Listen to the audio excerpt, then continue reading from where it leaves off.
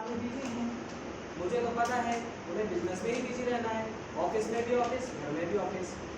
अरे अगर ऑफिस का काम नहीं करूँगा तो पेमेंट कहाँ से लाऊंगा? ये घर के खर्चे कौन उठाएगा भाई? सोहन की स्कूल की फीस, ये हमारे घर का राशन, और जो दिन भर सोशल मीडिया पर ऑनलाइन रहती है उसका नेट का खर्चा कौन भरेगा?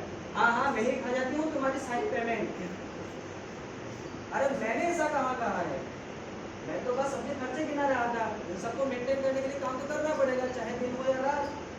बच्चा कुछ कहने आया उसकी बात सुन लो। हाँ हाँ, सुनने के लिए यही तो आई हूँ इस घर में। कभी बच्चे की सुनो, कभी आपकी सुनो। और तुम यहाँ क्यों पत्थर की तरह खड़े हो सोहन? जाकर थोड़ी देर पढ़ाई ही कर लो। ठीक है माँ। बच्चा अपने कमरे में जाता है, वहाँ जाकर अपनी किताबों को उलटता पलटता है, देखता है, और उसके बाद उसका मन नहीं लगता, उसकी किताब को बंद करता है और घर से बाहर जाने की कोशिश करता है। पापा क्योंकि वहीं कमरे में बैठे हुए सामने ही उसे देख रहे थे बाहर जाते हुए। सोहन कहाँ जा रहे हो? अभी मम्मी ने कहा पढ़ाई कर लो।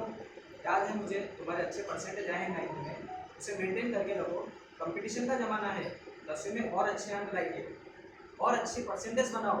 आगे नौकरी पानी है, अच्छी अच्छी पैसे मिलेंगे, हमारा जीवन स्तर अच्छा बन जाएगा। पापा थोड़ी देर खेलना चाहता हूँ, क्या मैं खेल के आ जाऊँ? ठीक है जाओ खेलाओ, पर रात को सोने से पहले 1 घंटा जरूर पढ़ाई करना। सोहन प्लेग्राउंड में जाता है, मैदान में जाता है जहाँ उसके कुछ दोस्त खेल रहे हैं, और एक दोस्त उसका जो मोहन है वो वहाँ पर ही साइड में बैठा हुआ है। जब सोहन ग्राउंड में आता है तो मोहन उसे बुलाता है, अरे सोहन आओ।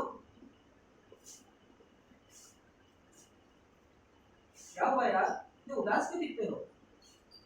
क्या बताऊँ मोहन, अब बात किसी से करना चाहता हूँ पर कोई सुनने के लिए ही तैयार नहीं। अब तुम्हें मेरे अच्छे दोस्तों को तुमसे ही कह देता हूँ कि हाँ हाँ बताओ क्या बात है। यार तुम्हें तो पता है क्लास में मेरे अच्छे नंबर आए हैं, पर फिर भी मुझे एक डर सता रहा है कि 10वीं में अच्छे परसेंटेज कैसे बनाऊंगा। मैंने जब किताब खोली तो मुझे सवाल समझ ही नहीं आया। किताबें बहुत गहरी हैं, कोर्स कैसे पूरा होगा, कैसे मैं उसमें अपने मार्क्स बनाऊंगा।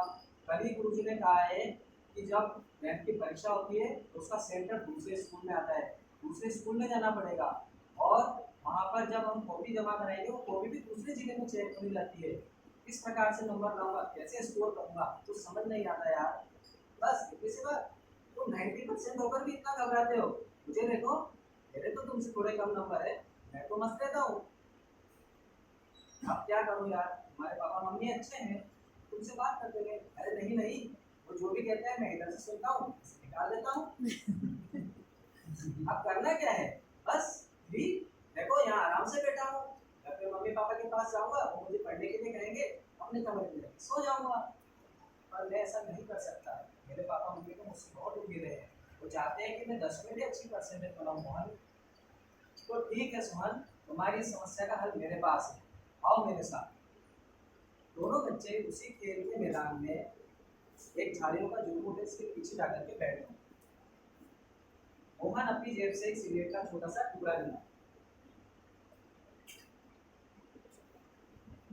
तो ये देखो सोहन भाई, ये है हमारी पूरी समस्या का हल। अरे ये कैसा हल है? ये तो एक सिगरेट है, वो भी आधी जली हुई।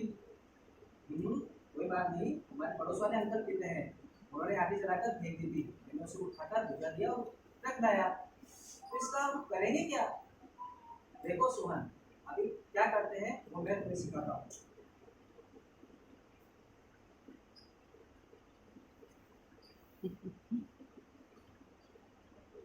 क्या एक्टिंग है, बड़ी शानदार। बदबू आ रही है मोहन, ऐसा धुआं है इसका अजीब सा। तुम्हें बदबू आ रही है, बल्कि इससे तो मजा आएगा। एक बार तुम भी प्रयास करके देखो, एक बार ट्राई तो करके देखो, सारी टेंशन दूर हो जाएगी। अच्छा तुम कहती हो तो कर लेता हूँ।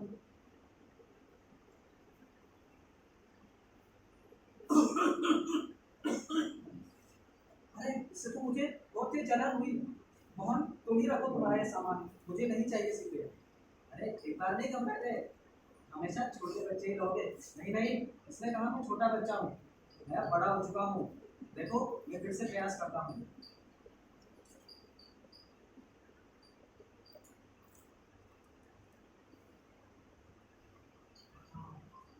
मोहन तुम सही कह रहे थे, इससे तो मैं अपने सातवें आसमान पर आ चुका हूँ, और मुझे अब कोई मतलब नहीं, चाहे घर वाले कुछ भी कहें, अब ये सिगरेट हमारे साथी है और मैं ये सिगरेट किसको बताऊंगा भी नहीं। ये हम दोनों की परमानेंट जगह रहेगी। कल शाम को इसी जगह पर मिलते हैं। धन्यवाद दोस्तों।